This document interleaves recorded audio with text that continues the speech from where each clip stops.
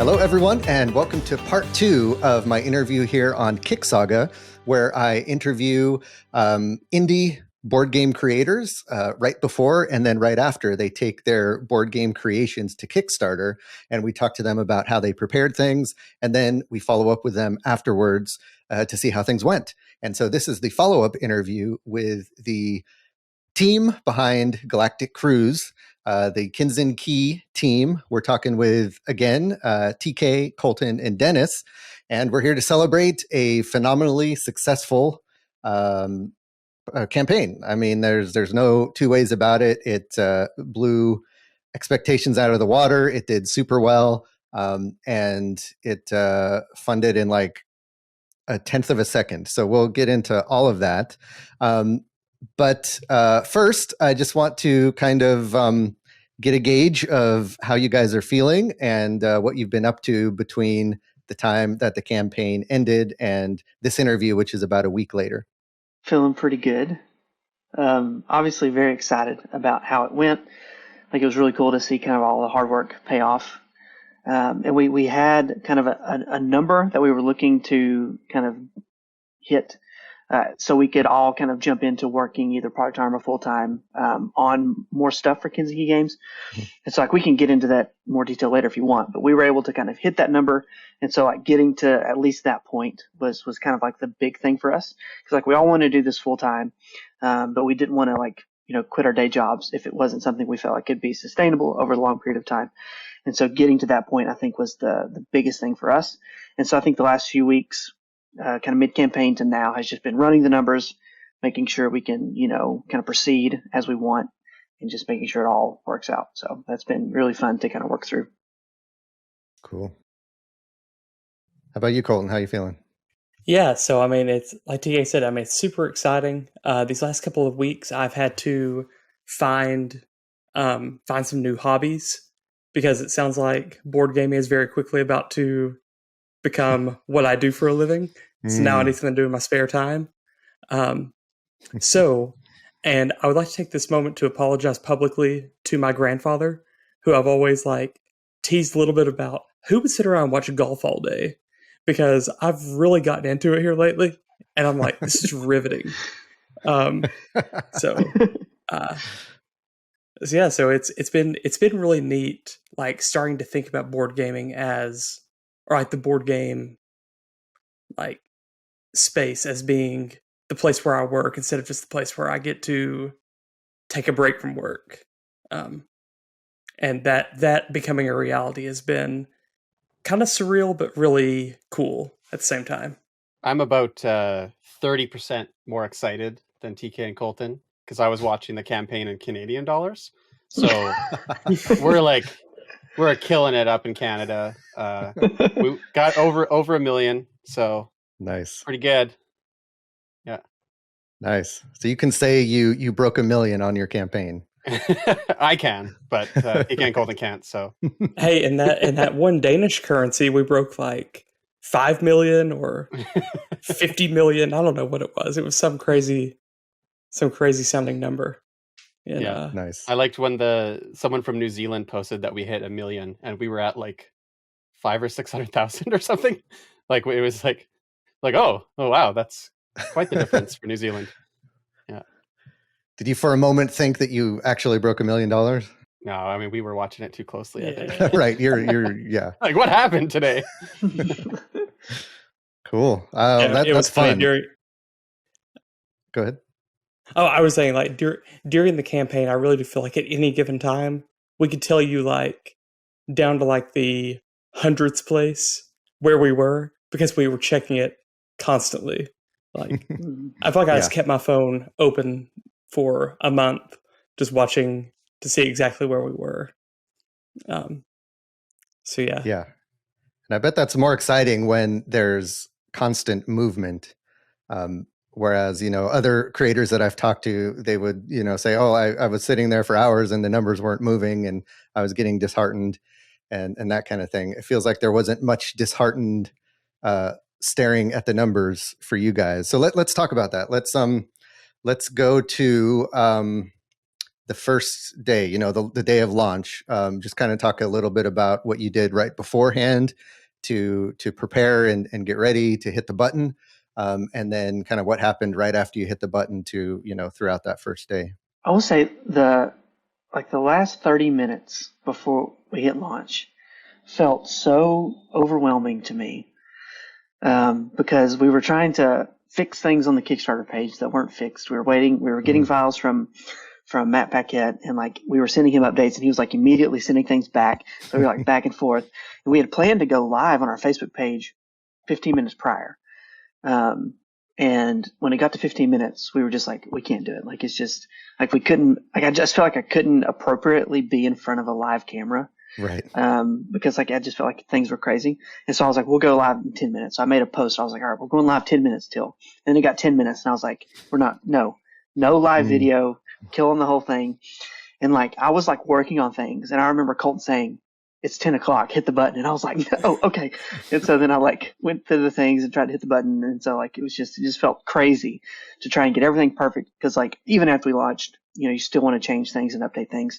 So that's the nice thing, is you can change things after it launches, outside of like your pledge tiers. But we were just trying to make it, of course, as close as we wanted to the finished product before we launched. But yeah, just like leading up to the launch, to me, felt just crazy. Even the last few days, just like back and forth with files in the Kickstarter page and getting feedback, sending the panels to different people. And so hitting that launch button finally just felt kind of like a sigh of relief. It's like, all right, we can take a few minutes and breathe, because, you know, what's done is going to be seen by everybody. And so, of course, we can make changes later, but right now it's just like, take a break, let it kind of happen.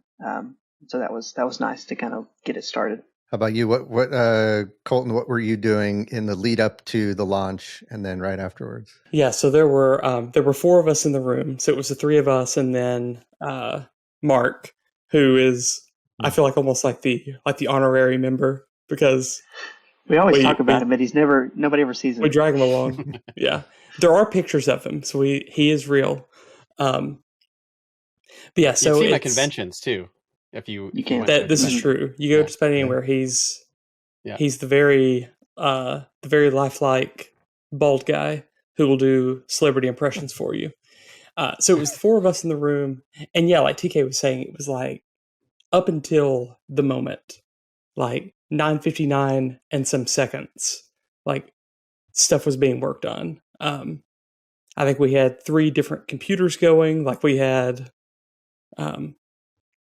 like it really was up to the last moment, which sounds crazy when you think how long it took us to get to the actual launch. I mean, this is a almost 3-year process, and yet a minute before there were still things to do, which I think just harkens back to something that we tell creators all the time, is like, don't rush anything. Everything's going to take longer than you think it's going to.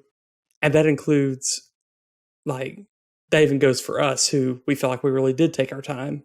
You still have things that you have to get done. So it was pretty hectic there for a while. There was a moment where I was like, we're not going to launch at 10. Like, it's going to be like 10:01, and someone's going to call us a dirty liar. It's going to be awful. But, and like, as soon as it launched, it's like none of that mattered for a few minutes. It's like, it's out there. It's done. Like, people are not going to catch all your typos in 2 minutes. You're going to be fine. We launched the thing, and just we're able to kind of bask in that, like, accomplishment for a little bit. And then it was all hands on deck as soon as, stuff started rolling in. Can you give me an example of some things that either took longer than expected, or were some of the things that were like pushing things to the last minute and trying to get things uploaded and that kind of thing? Yeah, I would say, I think for me, the thing going into like our future Kickstarter campaigns would just be kind of the learning curve of how we want the layout to look and how it should flow and what information should be included. Because that's where a lot of our last minute hours and minutes went to, was fixing things that I think if it wasn't our first, we would have already taken care of. Yep. But because this was our first big campaign with a lot of shipping information, a lot of organization of different elements of, the order we wanted to see things, making sure, the links to everybody's content that we had made content was up. And so just knowing how we wanted that to flow. And of course, future games, it may be different. So like, I'm sure there's still going to be a learning curve for every, campaign you run, especially if if we transition to a different platform, of course, that would be different. But just, I think going in thinking that, you can't go in thinking how everything's supposed to look and supposed to read and supposed to come across, because, we would send it to somebody to proof, and they would send us back some feedback. Like, great, we fixed it. And then we'd send it to somebody else, and they would send us like 10 different things that weren't even associated with the things that the other people sent. And so it's like, just going into something for the first time, just being really aware of like, hey, I'm not going to know everything, and I'm going to kind of have to learn as I go. And like Colton said, just giving yourself that ample time to make those corrections as you kind of come across them and get feedback and things. Cool. So you hit the launch button. Dennis, talk to me about what happens, what you guys are doing for the first few minutes, first hour, first day after launch. I would say the first few minutes, we were more just watching it tick up. Mm-hmm. Like literally like, when is it going to fund? And it was moving so quickly that it was kind of like, we probably literally just sat there watching it until it ticked over, and then everyone cheered. Nice. But immediately after that, so there was like a lot of comments going on.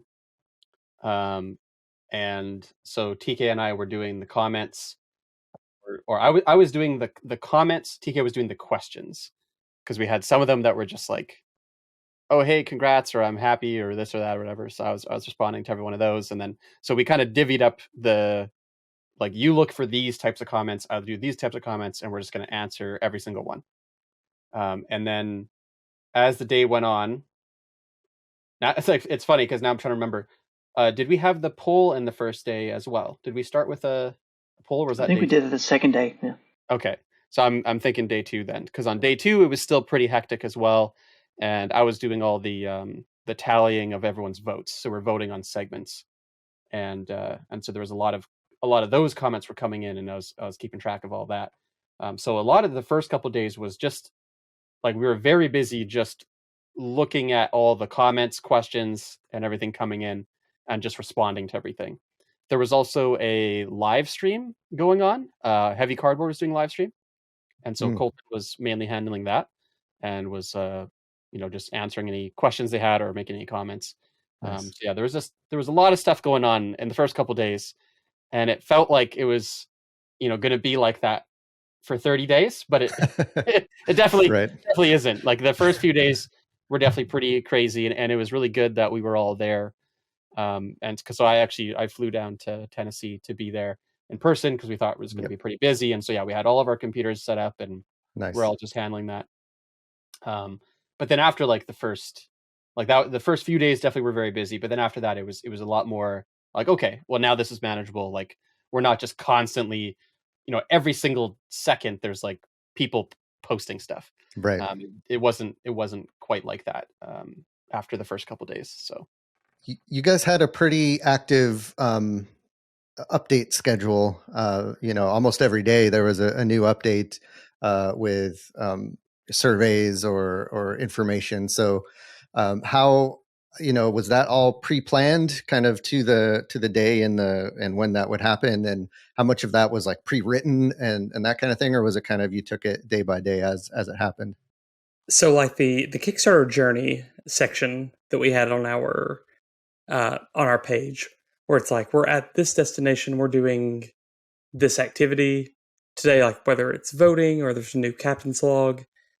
We had all of that planned out like to the day, because Matt Paquette and co had to like make the graphics for it. Right. The actual Kickstarter updates we sent out were kind of, I guess, maybe 50-50 on like pre-planned versus spontaneous. It's like we knew there were certain like benchmarks we would update at. Then there would just be other times where we're like, hey, we probably need to send out an update today. Because we had been advised to try to pre-write all of your updates before you even launch. And that's great advice for some people, I guess, but it's almost impossible to anticipate, especially on your first big project, like, what do you want to update people about? So we did quite a bit of that on the fly, I would say. What kind of went against your expectation? Well, okay, first of all, I think we skipped this, but for those not following along at home, the campaign ended up funding in, what is it, like 4 minutes? Mm-hmm. Under 4 minutes. So what do you know the exact time? The exact? It was under 4 minutes. It's just, it just happened, right? Yeah. Were you guys sitting there with like a stopwatch, or just kind of looked at the time? I did. And it was like 10:04? I did start a timer. Just like, if it does happen quickly, like, I want to be able to like note it so we can, share about it or put it on the image. Yeah. And so, I don't remember what it was. I just remember it. I feel like it was really close. Like, it was like 3:50 something. Yeah. Because like, we were like, oh, is it going to happen under 2? Is it going to happen under 3? And like, it just kept going up, and we're like, like, when's it going to? And so like, it was 3:50 something, I believe. And you guys put a lot of effort into getting people to back right away, or on the first day. Can you talk a little bit about, number one, what you did to, because some things I noticed that you did, but maybe things I didn't notice, that you did to try to get people to back as soon as possible. And then the second part to that is, do you think it helped? Do you think that that's had some bearing on your success? Yeah, I think there were 2 main things that like were very intentional about encouraging people to back, like, immediately when the campaign launched. And of course, I think, just us being in other communities and talking to people about when we're launching and making sure that the price and the date was all established very early on, I think that also helped encourage people. But the biggest 2 things were, I think, number one, the biggest one was like a survey that we did about, I think it was a week and a half out from our launch. We sent out our newsletter to our email subscribers, which at this point was 9,000 something. And we also shared it in our Discord and Facebook group and everything. And it sent them to a page that said, which pledge tier are you planning on supporting, or like considering supporting? And you clicked it, and it was anonymous. You just clicked which pledge tier it was. And then at the bottom, there was 2 options. It says, I'll be there on day 1, or I'm not sure yet. And it also said right above that, it's like, it's very helpful if you're able to back the campaign right when it launches. Will you be there at 10 a.m. on day 1? And it's like, yes, I will, or no, I won't. And of course, this is anonymous, but, it comes along with the feeling of like, if I say I'm going to do it, I want to be there to come through. And so we had about 500 people fill out that survey. And all of the people who selected I'll be there on day 1 was over our $50,000 funding goal. So like, just from the people from that survey, we knew we would hopefully hit that funding goal pretty early on day 1. And so like, that was reassuring. Like, we wanted to go in knowing that like funding goal is going to be hit, and it's hopefully going to be hit pretty quickly because the people have said they'll be there. And then the second thing was, I think a few days before, I posted a picture in all of our socials. It just said, how can you help? And it was like, show up on day 1, share it, all those kinds of things. Just kind of give people like a last minute, hey, if you really want to support us, here's the best things that you can do to make that happen. So I think those 2 things were pretty key. And we had a lot of people interact with them, engage with them. So I think they worked pretty well. Yeah, I think a lot of creators can feel like, well, people who follow us on Kickstarter and back things on Kickstarter, they know, that it's important to fund on day 1. They kind of take that for granted, and they don't emphasize it as much as they should, to remind people. And people get busy, people don't think about it. And so to have the survey there reminding them, hey, are you going to back on the first day? This is an important thing. And then to have something later on that says, okay, here's why you should back on the first day. Here are other ways you can help. Just continues to reinforce that idea in people's heads. And folks who were planning on backing anyways can see it and be like, okay, yeah, that's right. I need to make sure I'm setting an appointment on my calendar Right. to back, because it's an important thing to do. So I want to add another thing that I don't have any actual like data on this, but something that I think made a big difference is we had shared a ton of information about the game. Lots of people had already played it. Like there was stuff out there, and I think it was like a month before was when we announced the pledge tiers. Was it? Is it a month? Yep. So I feel like that made a huge difference, because a lot of people could have already been thinking about it for a month, about like, yeah, oh, well, here's what this one costs, or do I want that one? They could already find all the information about the game. They could play it if they wanted. Like, I feel like that was a big difference in that people already knew. It wasn't like when they first opened the page, they were like, okay, what are the pledge options? yeah, Okay, which one do I want? So I don't know how much of a difference that makes, like, long term, but I think for funding as soon as possible, everyone's already made up their mind about which pledge they want, and so they just go and get it and hit submit. Like they don't need to look at the page at all. They're literally just like, where's the pledge tier that I already decided on? So we gave them all that time to like figure that out ahead of time. So I feel like that's something that yeah, like I said, I have no actual data on this. It's just I have a feeling that made a big difference for a lot of people that were already aware of the game and saw that and decided what they were getting ahead of time, so they could just get it right away.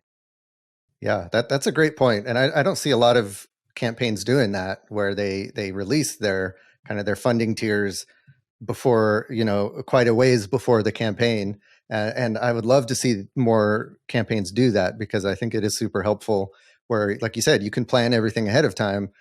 Because the one thing that people talk about with converting someone into a customer is removing all the barriers to entry that it takes for them to make that decision of clicking the button to buy something. And one of those decisions is, what can I afford? What is the price? And let me think about, if there's different tiers, they're like, oh, let me think about it, I'll come back in a day or something like that. And so to have them be able to make that decision before you launch, I think is crucial. Or super important. And so I'm sure that had a big effect, and I'd love to see that more often. Okay, so we're getting into the campaign now, what some people call the mid-campaign lull. Did you guys experience that? And what are some of the things you did to kind of keep the momentum going and the excitement going throughout the campaign? I mean, I would say yes. So we definitely did have a mid-campaign lull, like compared to our first 48 hours and last 48. We never had a dead day, though. Like, I mean, we still, I don't have the exact numbers in front of me, but I still feel like we averaged a pretty decent number. I think it was around 7 or 8 maybe across mid campaign. Like, we did have one day that was like $1,000, and that was one of those days where I was like looking at it and nothing was happening, and like you start to get really terrified that that's going to continue that way. But then the next day was like one of our biggest days mid campaign. So and that was, I think, when we announced our add-ons. But yeah, the little bit of a lull there. Yeah. Well, and speaking of like announcing the add-ons, like that is one thing that we did. That's like one thing we did mid-campaign that kind of re-engaged interest is, so we had launched the campaign was going well, and we had enough people reach out to us asking, will there be a playmat? Will there be card sleeves? Will there be, X, Y, and Z for the game? The three of us had a conversation about maybe we should offer these things if there is demand for them, and if offering them does not alter the timeline, because our priority is to get Galactic Cruise out to backers, not to add every bell and whistle to it and it's irrelevant by the time it actually comes out. But we touched base with our manufacturer. They said, yes, this can be done, and won't affect the production timeline. So yeah, announcing those definitely gave us an uptick in the middle of the campaign. And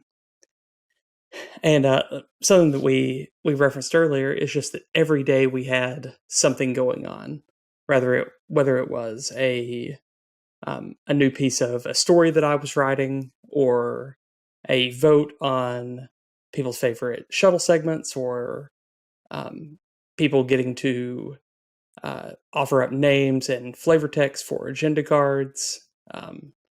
We did live content. We had content creator spotlights. So we tried to incentivize revisiting the page, and for if someone checks out the game on one day and it's like, oh, maybe I'll check this out later. When they check it out later, there's something new to discover. And I think that sort of engagement kind of helped us along that, what could have been a big slump in the middle of the campaign. That playmat, those add-ons kind of acted as a sneaky stretch goal, or like an unplanned stretch goal, because it's something that you didn't plan beforehand, but because of the interest and because you were funded enough to be able to do it, you're like, okay, let's throw this in here as an add-on. But for the most part, you guys didn't have like the add-on thing that you kept upgrading components or adding new stuff to it to keep people coming back. Instead, you did content. You did the segment contest, which was really fun, and some other things that you mentioned to kind of keep people coming back and keep the momentum going. And I think that's a good lesson for people watching, that you don't need to have stretch goals, artificial stretch goals, or even real stretch goals if you're thinking that that's something you need to keep the momentum going and keep the excitement going and keep people coming back to see what's going on. There are other ways to be creative about it and to reveal things, or to just have some fun with things. Like you guys, had the benefit of having all these cool shuttle segments that you can, reveal and have contests around, what's your favorite and stuff like that. And I think most games have things like that they could highlight, or have surveys about, or do like a bracket where you're trying to, pit different things against each other to see who comes out on top. And these are all tournaments, stuff like that are all great kind of ways to keep engagement going without necessarily having stretch goals. You guys did have kind of a type of stretch goal where is when you reached certain funding goals, you would discount the shipping, I believe. How did that work out? Did that kind of work how you wanted it to? And would you recommend other people to try that for their campaigns? Yeah, I think it worked basically how we expected it to. Whether it's right for everyone, I mean, I guess you have to figure that out for yourself about the budget sort of thing, if that makes sense to subsidize the shipping. But definitely for me personally, and I think there's probably other people out there that agree. Like, we were trying to get our shipping down as cheap as possible, because I think that's a barrier for a lot of people. Of like, okay, I'm excited about a game, and you've sold me on it with the price, and especially in Canada, like a lot of times the Canadian shipping prices are just insane. And so I will like be fully on board with getting a game, and then I look at the shipping and I'm like, that's almost what the game costs. Like, it's like, that, okay, maybe I'll have to rethink about this. And so we wanted to get them, so we had the low to begin with. And I don't even know how it's possible, but somehow the Canadian shipping was less than the US shipping. It's like, are you guys using a Canadian fulfillment center or something? So we're using Allplay to do it, and I believe they said that. Do they have a Canadian fulfillment center? Yeah, they must have. Right?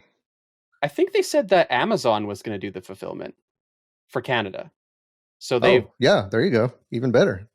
Because I guess they already have all that in place and all this. So I don't think that applies to any other country, but I think they that's what they're setting up to do for Canada.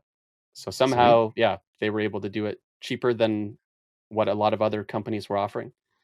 Nice. And so that definitely helped. And so having that as kind of our stretch goal, that it's not even like a huge difference to each person necessarily for you to get an extra $1 off, but it's just like trying to get those costs down as much as possible, so that when somebody sees it and they want to get the game, then the shipping is not, you're not wrecking it for them, like they can still get it for a reasonable number.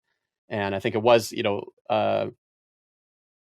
some of the same excitement over hitting certain thresholds, certain goals or whatever. I think, maybe the traditional method of stretch goals might be a little more exciting to some people about like what new thing am I getting or something like that. But the issue with those types of stretch goals for us was we didn't want to have anything be like a fake goal where it's like there's a bunch of stuff that we've made for the game that we're just not going to tell you about until later. Yeah. That's what they and then end up being. Right. So a lot of times that's what ended up being. So it's just kind of fake anyway, where it's like, no matter what the funding was going to be, you were going to get this stuff because we already paid it. And then the other thing where it's like you actually do make something new for the game. Well, then we need to playtest something new. We need to get new art. We need to all of that is going to cause delays. So that's why we weren't going to do any of the normal stretch goals that a lot of campaigns might be doing. Although I've noticed a little bit more recently that they're not as common as they once were. So I feel like doing stretch goals more like what we did potentially might be, more going to be the trend. Maybe we'll see. Yeah, I've seen other campaigns kind of shoot themselves in the foot by offering stretch goals that they weren't fully prepared for. Like component upgrades that add to the weight or make the box bigger or things like that. And then they don't factor that into the cost. And it ends up kind of snowballing out of control from there. So that's something that can kind of, if they're not fake stretch goals, if they're actually things that you're upgrading that you weren't planning on beforehand, that could really start to get out of control if you're not planning it super well.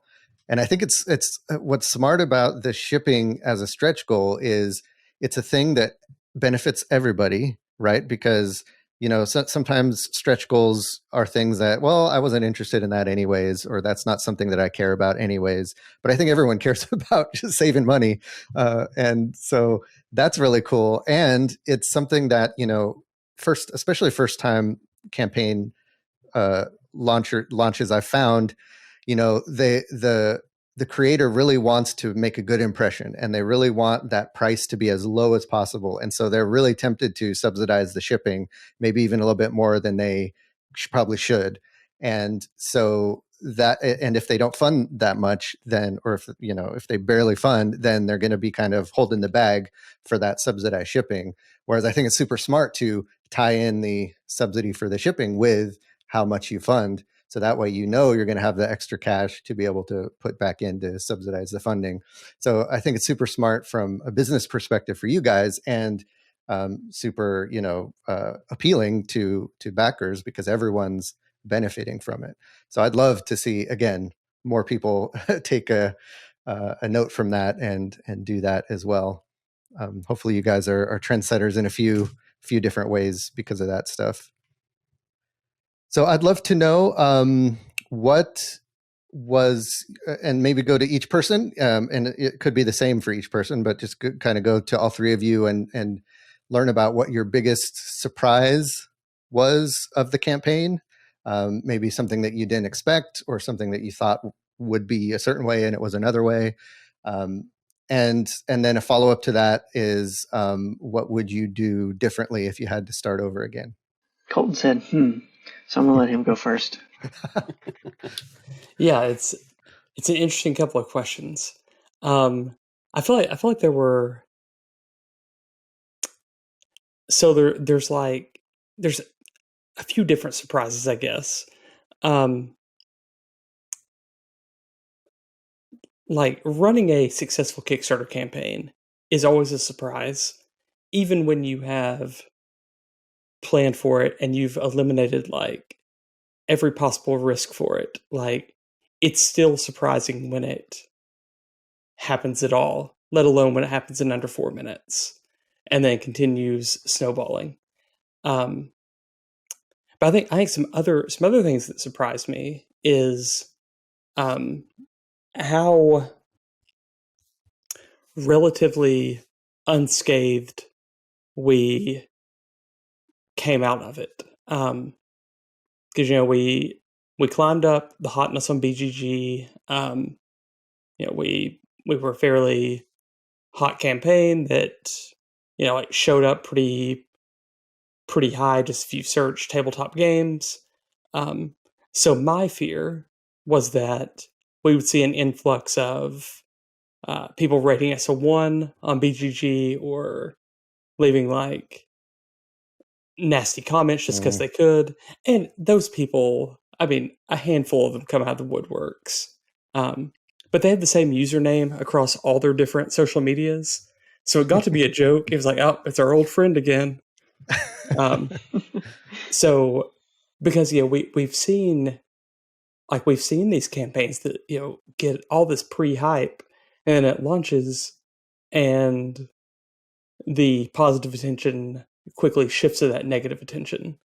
So I think there's part of that's just surprised that it's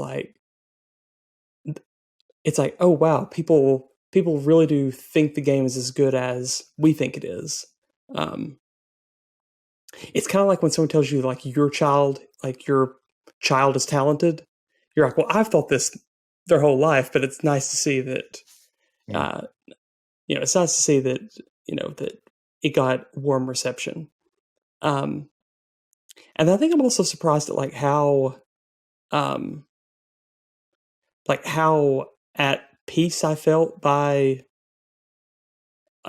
those first couple of days were wild, but I was like, is this meant to be like a month of like not sleeping, hardly eating, just constantly nervous? And like it didn't, like it at some point it just kind of felt like, oh yeah, this is the thing that we are doing as our normal jobs. Or I mean, I still work my normal job, so it was more of like my part-time job during my breaks and afternoons. But it all just felt very, very cool and natural. Wait, I've talked for a second, so I'll let the other guys talk about their surprises while I think about what would I do different if we were starting back over. Yeah, I like that. Let's go around for surprises and then come back around for what would you do different. I want to hear Dennis' surprise.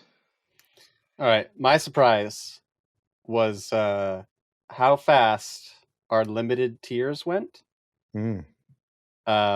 Because I figured that they would sell out, but we had people that said they were there at launch, like at 10 a.m., trying to get one of those tiers, and they couldn't get it. Wow. So like they were literally instantly gone. Like there was more people trying to get them. And so that was a complete surprise because like we did not expect that to happen like immediately.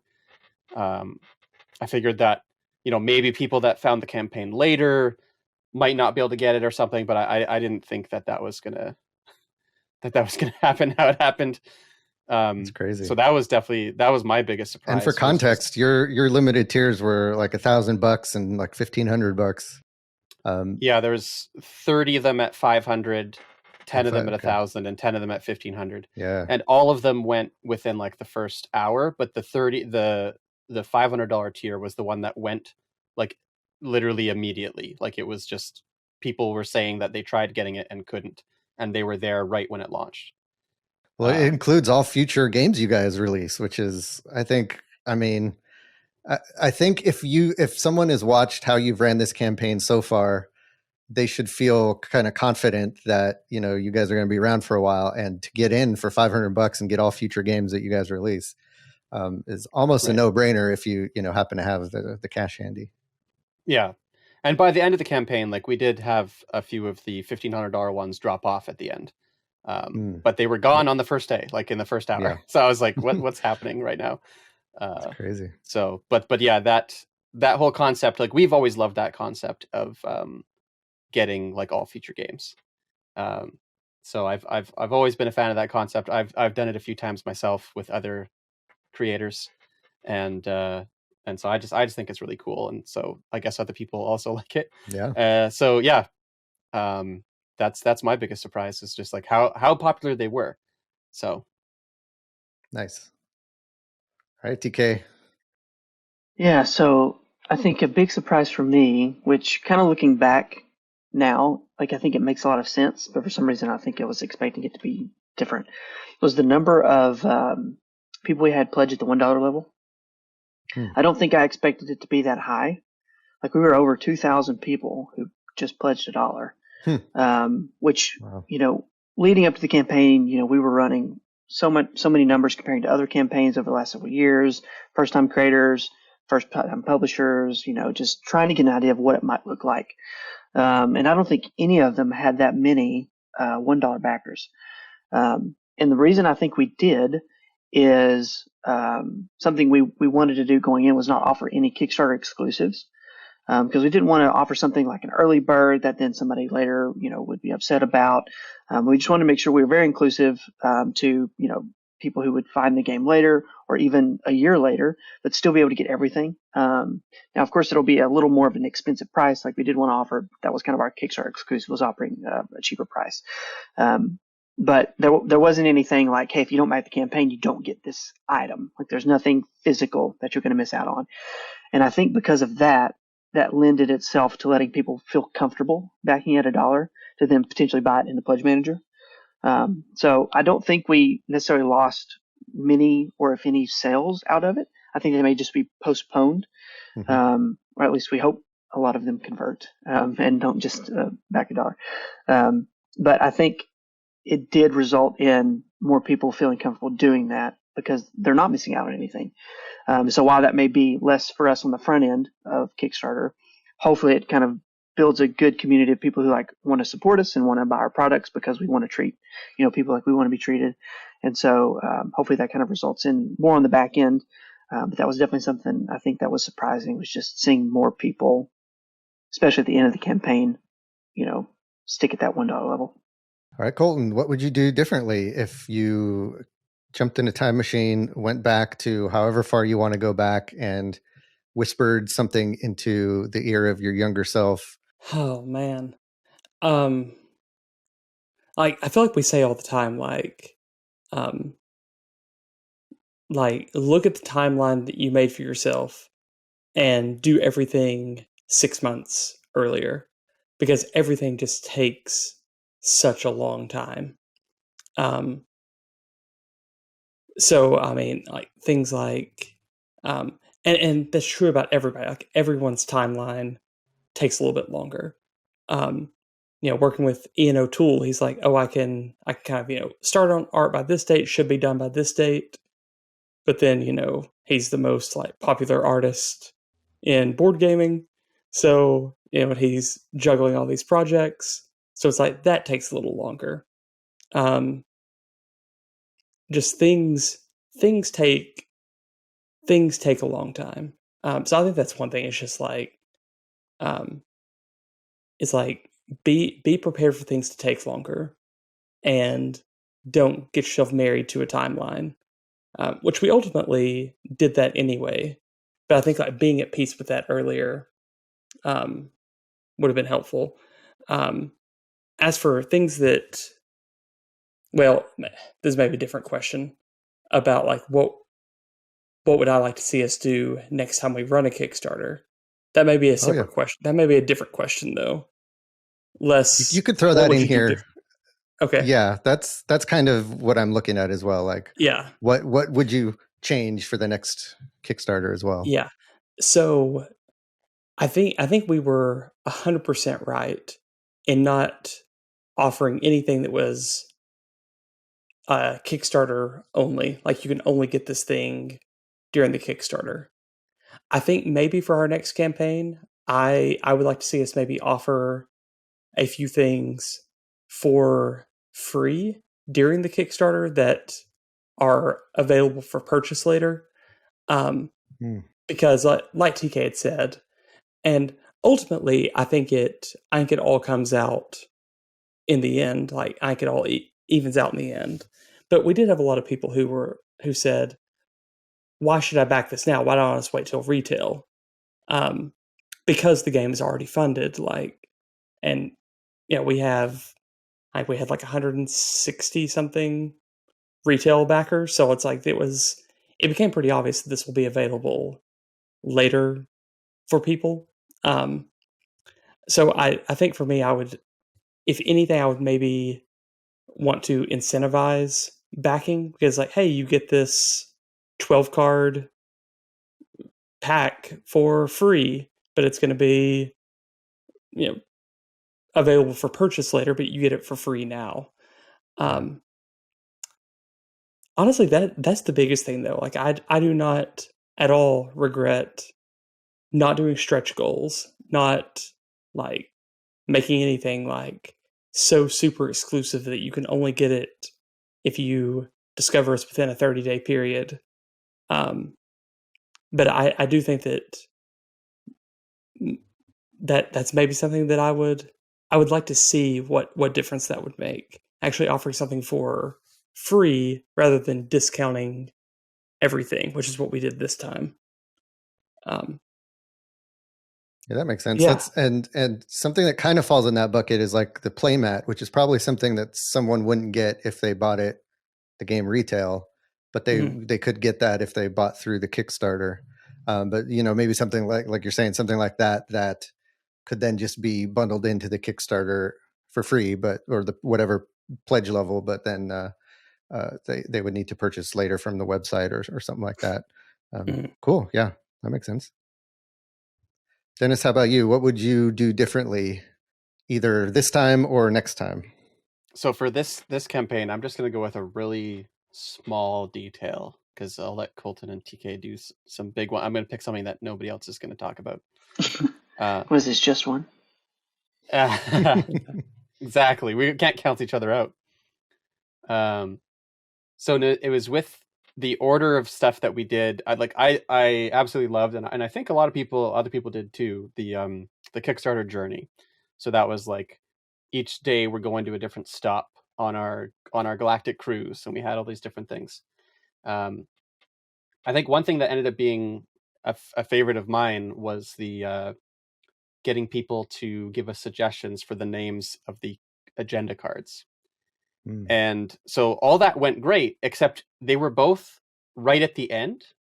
And so I feel like if that was spaced out a little bit more, and maybe we had more time to go over those, and I feel like that was a fun thing for the community to do. And so we kind of tacked them on the end because we had all these things that we wanted to do, and we were trying to get them all in there. And so, yeah, I think we could have maybe had a more varied trip, or if we had planned some things out differently during that I think that could have been a little bit better.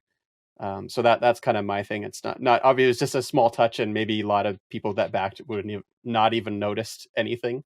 But just having some of those, like I thought those were a lot of fun to go over, and just seeing people's response after of like, oh, you picked my thing, and like that was really cool to see that this, and every time I play the game I'm going to see my card in there. Yeah. So I feel like if we had that more like towards the middle of the campaign than the end, that might have been a little bit better. Cool. Yeah, I always love those in campaigns, and feeling like I have a say in something, or that if I could potentially get my idea into the game, is I think always super fun for folks and helps them really feel invested. For me, something I think that was very underutilized or not utilized at all that I wish we would have done, that I think we will try to do in the next campaign, is we were given some advice to do press releases for the announcement of the Kickstarter. And just like, write them up, syndicate them, whatever, like maybe pay a couple $100 to, be able to share one that goes out to a bunch of different places. Because I think those can be utilized really well. Like, I don't know how much effect they have. I don't know how well you can track it. I'm sure there's some data out there.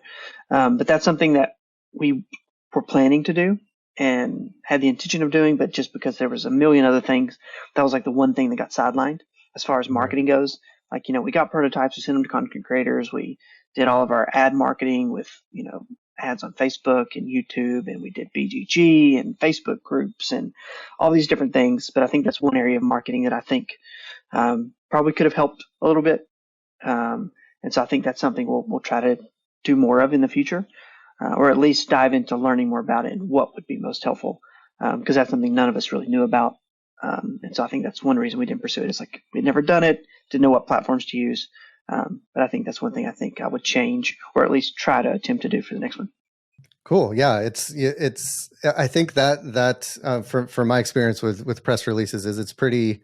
It's an unknown factor, right? You can put it out to these different channels or news outlets or whatever, and it may or may not get picked up. And if it doesn't get picked up, then it kind of fizzles out. But if you just need that one place that picks it up, and then it explodes, and everyone's talking about it. So it's definitely like, I think it was probably okay that was the thing you skipped this time, but yeah, Right. throwing it on to the pile, to the marketing heap next time definitely could be worth it, especially if you kind of done everything else. Right. So, cool. Okay, so one final question for you guys before we wrap things up. What can people expect next from you guys? What are you working on next? What maybe like in the immediate future, kind of what are your next steps for this game? But then also kind of further out on the horizon, 1 to 2 years or further down the road, what are kind of some things you can share with folks about what's coming next? Well, we got an expansion. That'll be our actual next project Mhm. for Galactic Cruise. Going further out than that, I think that's going to be a surprise, and not only because not just trying to be like, oh, I'm mysterious, but because it's like we have a lot of projects that could potentially be the next big project, Mhm. but we're not sure exactly yet. We got to figure out which one is the best, which one's going to win the battle of the games to become the next. And I also do want to say that we are a publisher that will publish other people's games. It's not just ours. And so we've already had a few people like pitch games to us.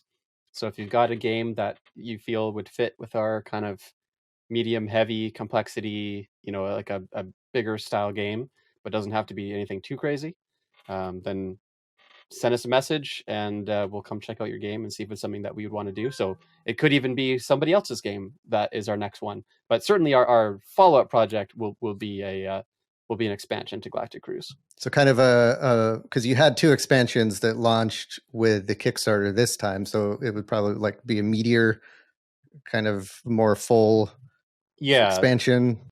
Yeah, those 2 were kind of just a series of modules, which were like kind of things that we tested out through the development of the game, and that worked really well, but it was like too much to try to have all of them in the base game or even one or some of them. So we kind of stripped the base game to what it needed to be, and then it's things that you can add in if you want even more complexity or variety options, that sort of thing. So the upcoming expansion will be like a big box experience rather than just like a module that you can add. Cool.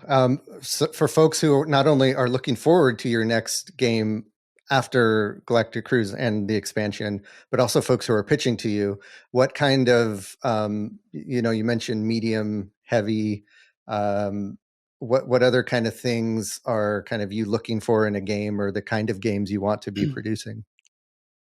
Yeah, so we actually we have like an internal document that we eventually want to like polish up and make public. But basically, we're looking for medium complexity or higher. Not everything has to be like on the complexity level of Galactic Cruise. But kind of the key things we're looking for are games that are theme forward. Theme forward is kind of the heart of what Kinson Key games is. So the theme and the mechanisms need to be like tied together in such a way that everything is intuitive. I think those are the biggest cornerstones, and then everything kind of trickles down from that. We're not going to be interested in like abstract games or like traditional war games, like party games, like direct conflict, take that kind of games. But more of the the Euro style, but very thematic Euro style medium or medium plus games, I think would be the kind of the big picture of what we're looking for. And beyond that, we just have, we have preferences of like mechanisms that we like, worker placement, engine building, things like that. I'm sure the other guys can chime in if I've failed to mention anything that is in kind of the wide swath of what we're looking for. Yeah, that's great. And I think, that's something that also I think just as a company grows and develops and kind of releases more games, that kind of starts to solidify on its own. And that might not even, it might be super broad now, but eventually it gets narrower and narrower as you find kind of your wheelhouse and what games work best in your lineup. I'm not expecting a super precise answer to that. But I think that's helpful. So folks who have something that might fit in that description can reach out and hopefully see how that goes. Great. So TK, kind of what are the plans for you guys in the next few months? What are your immediate next steps for Galactic Cruise? Yeah, so right now we're working with Ian to finish up all of the like small tweaks and changes that we wanted to make. Like as we've continued to play it, like we'll come across something like we need to change a wording on a card, or something needs clarified, or like an icon needs to be moved, or small things like that. Not really gameplay related. It's just all kind of graphically or communicatively or whatever to make things better for the user. So that should be finished within the next, hopefully, few days or next week. And then we can start with pre-production. So that's going to be, again, Ian working on all the file organization. Like we've already organized our punch boards how we want them, but he may tweak them to make them fit a little better, or, cost less for the number of punch boards or whatever he wants to do there. And then just kind of getting the layered color files to send to the printer. And so that's kind of our next big step is pre-production. We're also working with Noah at Game Trays. So he said that, hopefully sometime within the next week or so, he should have most of the files ready to kind of start the pre-production process for our Game Trays. So it's kind of just, prodding all of these people like, hey, when are we getting the files, and just trying to keep everybody on the same, somewhat similar timeline, so we can get to that pre-production as soon as possible. Because that was one thing going into the Kickstarter. It was just like, we want to bring a finished product to the table. And so outside of like small expansion things that we've continued to adjust a little bit as we've played that more, because that's been, of course, less played than the base game as far as like blind play testing and people playing it online, because we don't really have the expansions available like widespread for that. So we've just been doing a lot of internal and then bringing people in to play expansions. So fine-tuning any final things there, but I think most of it's ready to go across the finish line. And so I think next month is just pre-production heavy focused. And we've got a few small conventions and things. But I think just trying to get to that print button as soon as we can. Exciting. Well, good luck with all of that and with all of your future endeavors. Congratulations on such a successful launch, and the fact that it sounds like you guys are going to be able to kind of shift your focus to doing this full time, which is great. I know that's been a goal of all of yours, and to see that be able to happen is super fun. And hopefully it still stays fun and it doesn't become like work and then you have to find some other way to have fun that isn't games. Hopefully games can be fun and work, or fun and you're making money by having fun. That's always the goal, right? Yeah. I look forward to continuing to follow along on your journey. If folks want to follow or learn more, or if they missed the campaign, where can they go to follow along or late pledge? Yeah, so kinsonkeygames.com/galactic-cruise currently takes you to a page that's like, hey, if you missed the campaign, enter your email so you can stay up to date. But that's going to be kind of the home of everything Galactic Cruise related. Just kinsonkeygames.com/galactic-cruise.